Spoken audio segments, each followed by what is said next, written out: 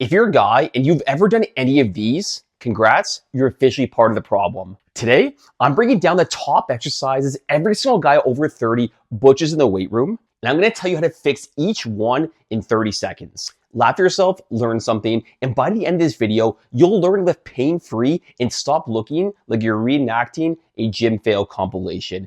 Let's have some fun, guys, and let's jump right into it. Oh yeah, baby, lightweight, this is no problem whatsoever. Oh, hey guys, we're back. The first one is the quarter rep king for the squat. Now, maybe this is you, or maybe you know someone who just doesn't really go low in the squat, and they're like, yeah, I can lift a ton of weight, no problem at all. So if you're the quarter rep king, there's one simple fix you can do. So let's say you're doing it. Of course, the number one thing is go obviously lower if you're able to, but not a lot of us have the ability to go lower because we have poor ankle mobility. So what you basically do is you elevate your heels basically the end right here. Hope you guys can see me okay. I'll show a shot that you can see on the camera screen, and you do the exact same thing coming down there.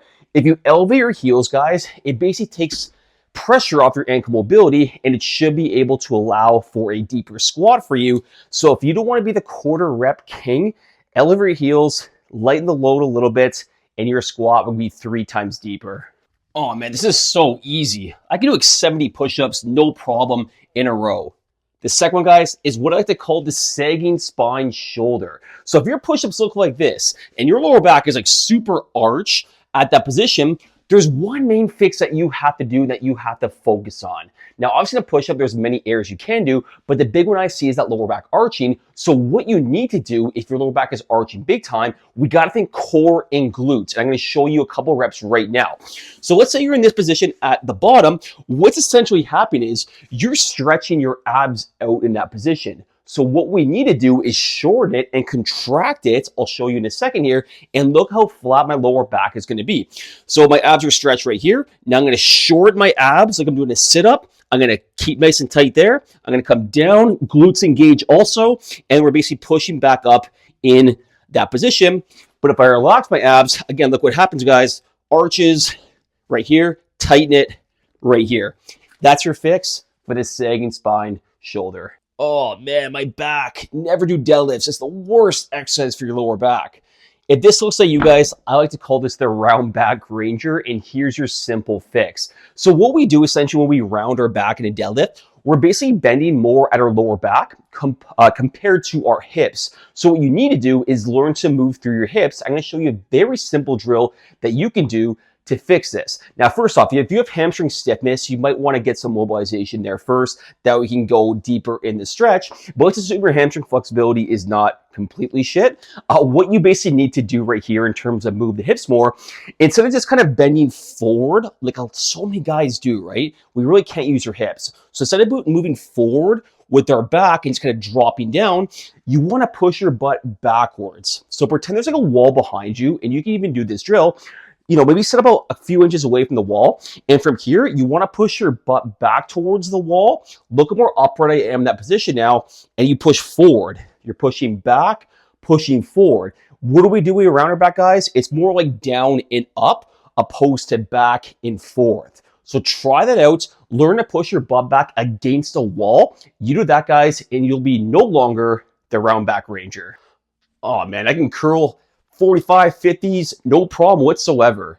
If this looks like you guys in the bicep curl, you are the momentum master. I'm going to show you to fix this with 2 simple cues. So if you're just kind of swinging the weights back and forth at the bottom like that, you're essentially using the lats, using your shoulders, obviously using some biceps, but you're really not putting that much isolation on the movement, and you're also going to cheat it when you come forward.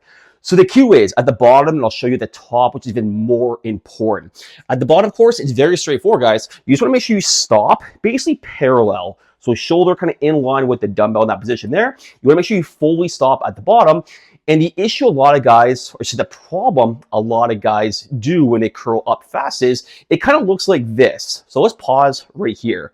Look at this position, guys, in a curl. You kind of notice the dumbbell is kind of stacked right over my elbow joint right here. When we're in that position, there's basically no tension on the biceps because there's no moment arm. I'm not going to go too in depth today on what that is.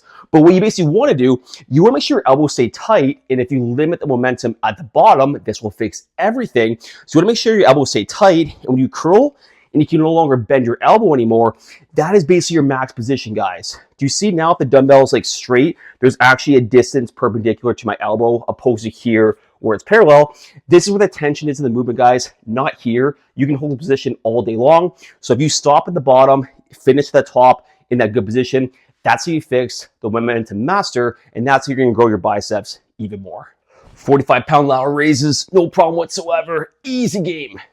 If that looks like you guys, I like to call that the upright row imposter. And here's how you fix the lateral raise. Now, I'm going to show you just body weight because I have 25s and 40s. I'm not going to basically max out with those weights right now. So the lateral raise, what you want to do if you're kind of like shrugging up a little bit, and let's say your upper traps are involved and you're just not getting that good range of motion, the best cue I like to get to fix the upright row imposter is you want to basically bring the elbow, or just the arm, away from the body with a very slight bend in the elbow. Sometimes we kind of pull too much like that to shorten the range of motion at that mid position, but try to keep your arm relatively straight, slight bend the elbow. I like it a little in front of the shoulder in that position because if we're too wide, not to say it's bad for the shoulder, but you close down a little bit of space in the joint and the juice isn't worth the squeeze, especially if you're a guy over 30.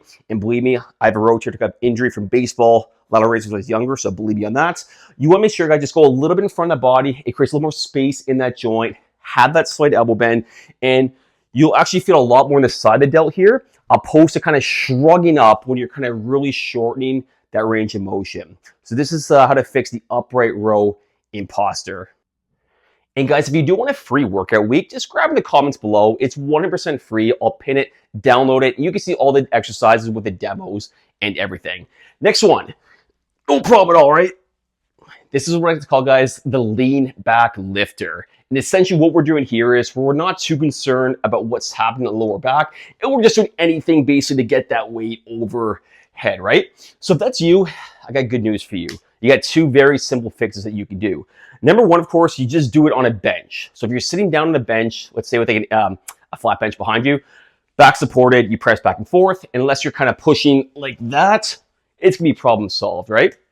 The second thing is the exact same thing as the push-ups. Remember the push-ups I said if your abs are expanding, it means your abs are stretched out, you gotta tighten it. It's the same thing, guys, here with the press. So again, if we're looking like this, we gotta contract here, contract the glutes, basically our hips right here. If our abs are stretched, it's going to tilt forward. If it's contracted, it's going to tip more neutral to back, which is what we need. And then from here, you're just going to extend and come back down. And a nice little bonus tip for you as well, if you're still kind of struggling with that, use just one dumbbell at a time. Use the other hand, put it on your core, and basically have it for feedback. So if the hand expands, essentially, it means you're arching. If it's pretty neutral, it means you're doing a good job of bracing and tightening the core. Now, we talked a little bit of exercises here. If you want more in depth now in terms of how to lose the belly fat, I'll link a video here. Please like and subscribe, and send a comment below if you guys found this video helpful. We'll talk soon.